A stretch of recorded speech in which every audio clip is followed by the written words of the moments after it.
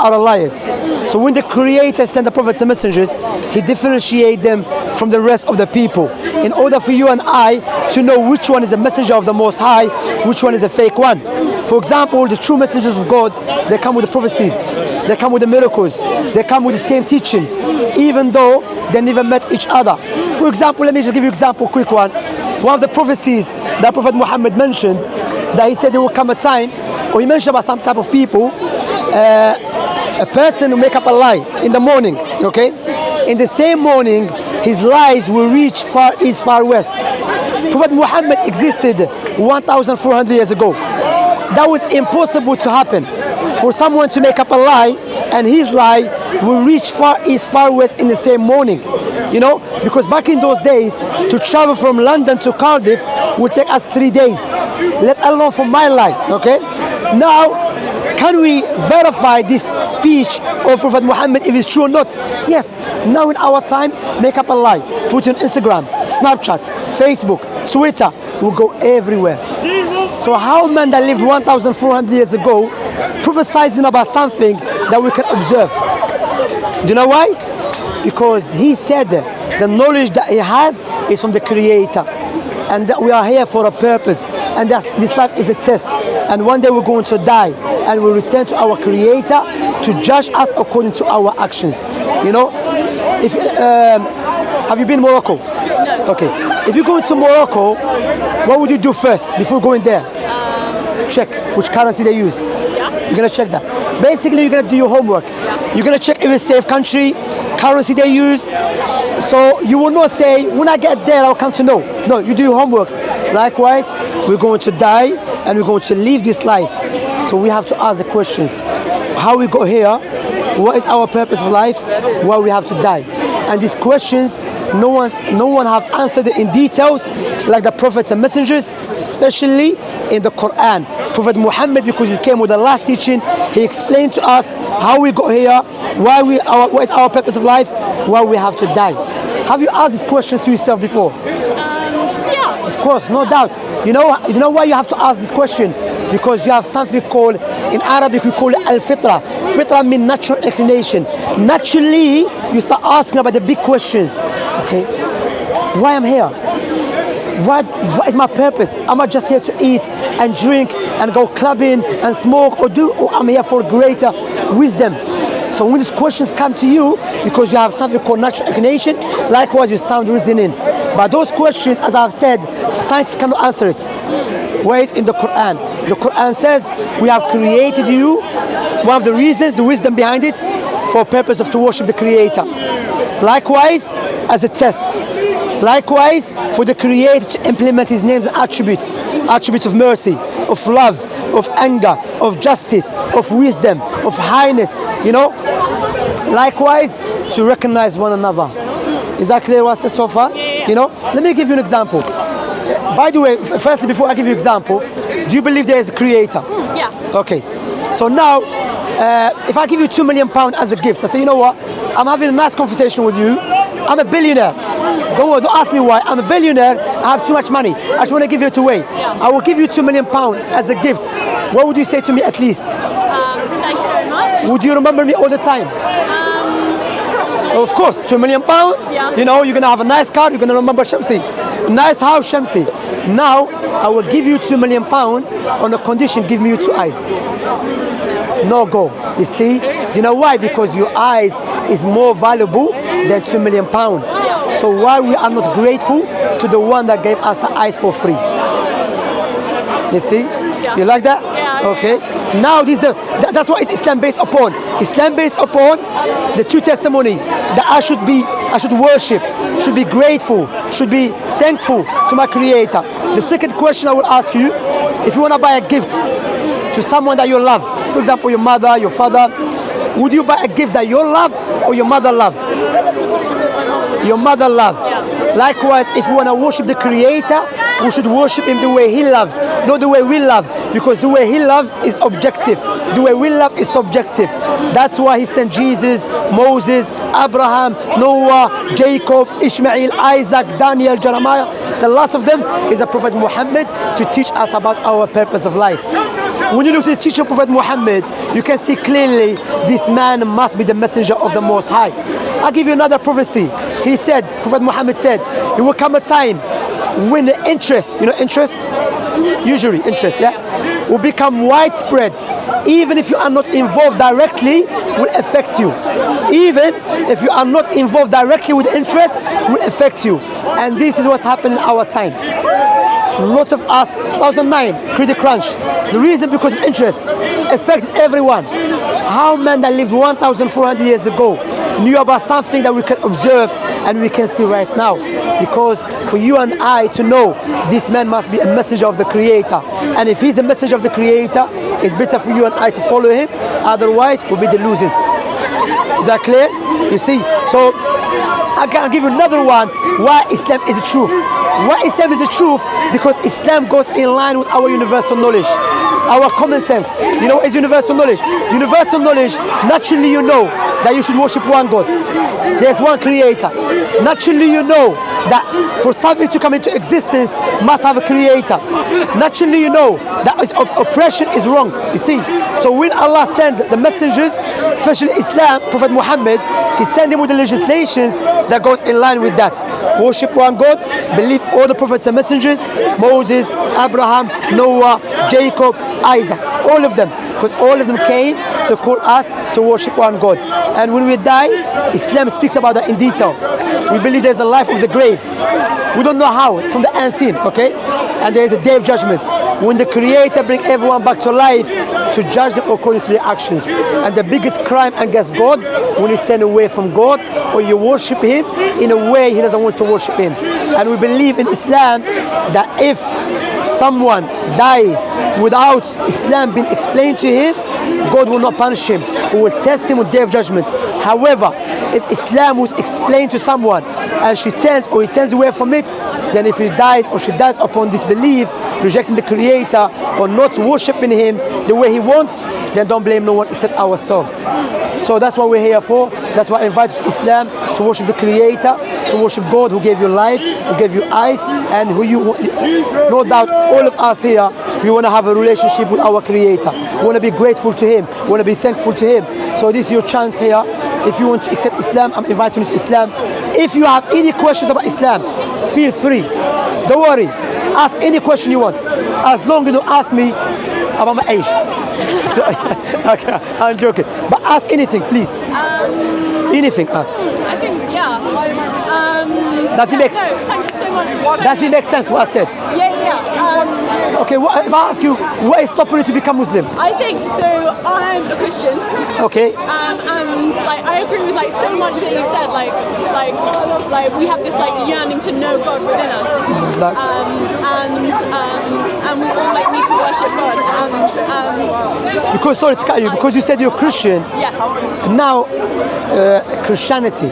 Okay. When you look to Christianity, firstly, was Jesus Christian? Jesus was not Christian. Jesus never worshipped himself. Jesus prayed to God, okay? And Jesus prostrate when he prayed to God, okay? Who does that? The Muslims, okay? When we look to the teaching of Jesus, Moses, Abraham, Jesus was circumcised. Who does that? The Muslims. The Jews do that as well, okay? However, when you look to the Christians in our time, even after Jesus, they were affected heavily by the pagan Romans. You see, because if you notice, Constantine, the leader, he adopted Christianity as a faith of the state. Okay. However, he himself manipulated the teaching of Jesus. You know. So when you say I'm a Christian, Christianity does not, out of respect, Christianity does not go in line with our belief, with our universal knowledge. God became a baby. That doesn't make any sense. I think it makes perfect sense. Okay. God is like three persons, and like God the Son came down as a baby. To be a baby, to be a sacrifice for the sins of the people who trust Him. Okay, let's see. Is God perfect all the times? Yeah. God is perfect all the times. All the times? When he became a baby, was he perfect? We're not told the exact details of his childhood, but yes. No, he wasn't, because we know in the Bible, Mary breastfed him. That is not self-sufficient God.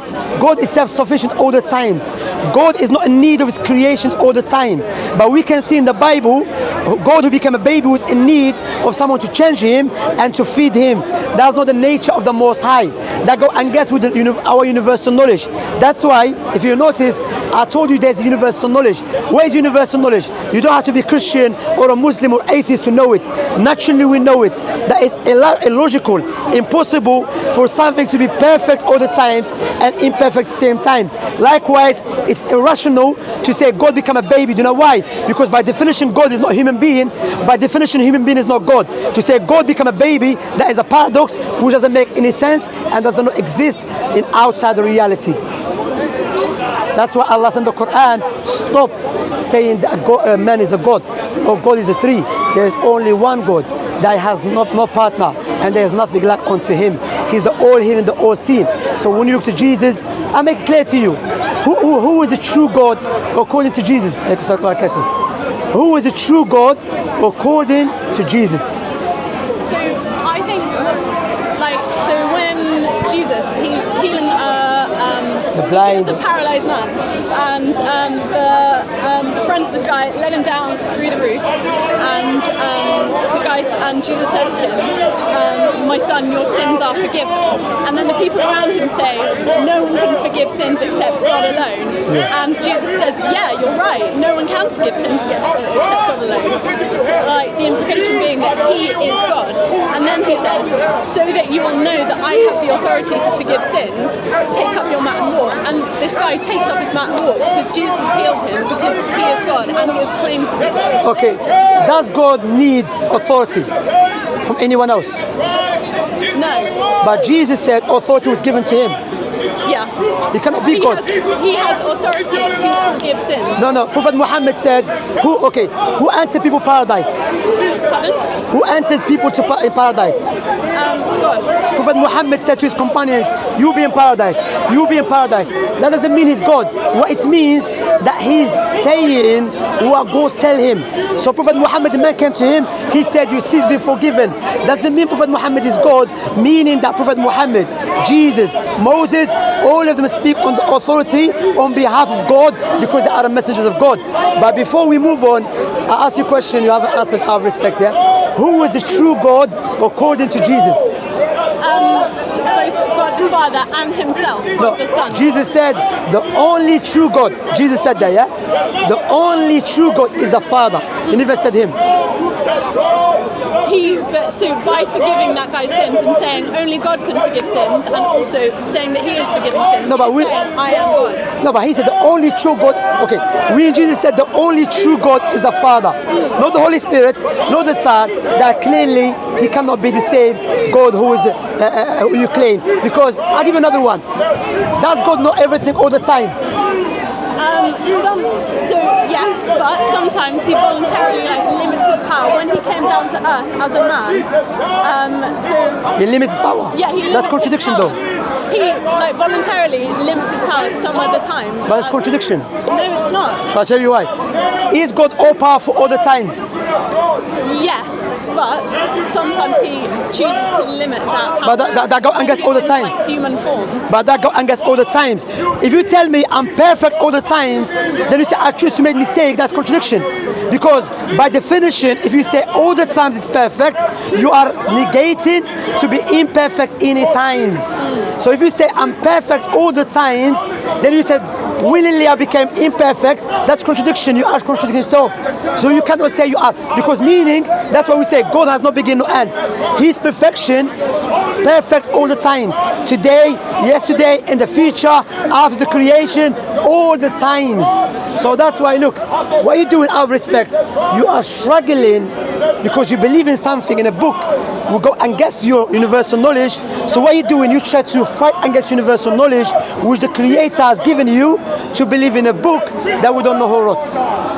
That's what you're doing, seriously. You know, John, Mark, Luke, Matthew, it's a different subject. A lot of them wrote things about Jesus which we don't know if Jesus said it or not. You know? Jesus wasn't even Christ's name. Yeah, that's true. That's true. No one named Jesus did anything written in the Bible. So no, my point here is, look, my point is, gods are there? my point here is that there is, when you look to Jesus' teaching, Moses, Abraham, Noah, Jacob, all of them called to worship one God. Never Moses or Abraham or Jacob or Daniel said believe there's three God, three in one. None of them said that. They all believed in Yahweh. Daniel. They all Sorry, believed in Yahweh, right? I'm coming, yeah? 1 second, you're here. So do you understand that? That's why what distinguishes Islam from any religion or any way of life or any ideas, Islam goes in line with our universal knowledge. Who gave us the universal knowledge? The Creator. So the Creator, to make it clear, imagine I make a phone.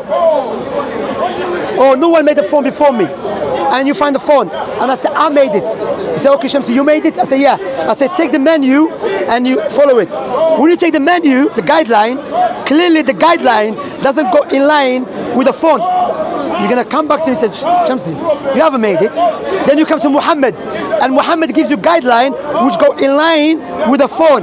You think, hold a minute, he made it. You see, when you look to the teaching of Islam, it goes in line with our universal knowledge. But when you look to the other books which claim to be from God, doesn't not go in line with our universal knowledge. Go against it. But God is the most wise. He will not create you with something, then send something go clear against it. Rather, He will create something like a Wi-Fi and a router. Connect. You see? Do you agree with that? You see? Islam, universal knowledge, goes in line with the Quran. God is perfect, shows prophets and messengers, He sent them. No God became a baby and so on. I have a question that nobody can No, I spoke to you before. We're not interested. to me again? Yeah. What do you think was said so They don't far? want to talk to you. I think there's a lot of smart stuff in there, but Think about it. How come you Try don't to wanna think talk about to it, me? study it, read it, because you want me to talk, you all the prophets and messengers. Let me give you one example. That Prophet Muhammad, he was not anti-Christ. Shall I prove that to you? Prophet Muhammad was in Medina. Medina is a place where he migrated. Yeah, he was defending Jesus, even though he was not getting nothing from it. Meaning in Medina, if he was a false prophet, he would have agreed with the Israelites who said Jesus was a bastard man, evil man, or he was and he was not true Messiah. If he was a false prophet, he would have agreed with them to gain more followers. But what he did, he said no, Jesus was a true Messiah. He was born without a father. His mother was a truthful woman. Why he's going to defend someone in a city when there's no need for him to defend? Rather, by defending that man, he's going to lose more followers, not to gain more followers. Because to show you Prophet Muhammad doesn't speak from his own desires. He speaks from the revelation. Allah will send him to defend this man because he's a prophet of me, like you are prophet of me. And both of you defend each other. See that? Makes sense? Sorry, I can't check that. oh, I'm so sorry. Why No can't you problem at all. talk to me? You know, as a Muslim, to just clarify why won't you that, debate we as me? Muslims, we're not allowed to touch women's hand, People don't debate even from me Muslims. because I As long as she's if she's our relative family, we are allowed to touch her. Sure. But non-relatives, just because some people they think, if not a Muslim, if she's a Muslim, you're allowed to touch her. No. Even if she's a Muslim, if she's not my relative, I'm not allowed to touch her. That makes a lot of sense. Do you have anything something to give it to me? Nothing. I have nothing. But hopefully, check. for explaining. Thank you very much. Anyone name one biblical prophet? whose Have you read the name Quran? gives Do you have glory Quran? to Yeah, give me one. Just I want to give you a gift, please. Jesus. Because I know many prophets. spoke to him named before. Jeremiah, He was just gonna shout. Hezekiah, Nehemiah, Obadiah, Messiah. Hallelujah. But he won't speak to me. I want